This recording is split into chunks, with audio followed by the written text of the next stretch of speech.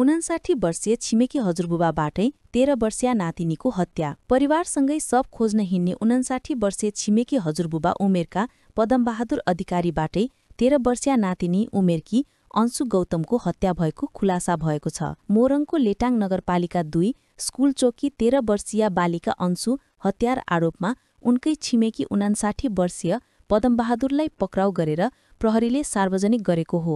गत असोज 21 गते मोरङको लेटाङ नगरपालिका 2 फडानीकी 13 वर्षीय अंशु घर नजिकै खेलिरहेकी थिइन्। उनीसँगै अर्को एक बालिका पनि थिइन्।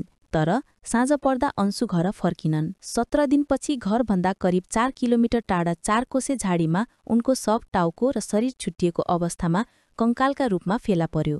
अन्ततः घटनाको 2.5 महिनापछि प्रहरीले हत्याका आरोपितलाई सार्वजनिक गरेको छ। आरोपित अरू कोही नभएर अंशुले हजुरबा मान्ने उमेरका 59 वर्षे छिमेकी पदमबहादुर अधिकारी निस्किएका छन्। घाँस काट्न गएकाहरूले 7 कार्तिकमा बेलबारी चिसाङ साझेदारी वनभित्र शरीर क्षत विक्षत अवस्थामा अंशुको शव फेला पारेका थिए।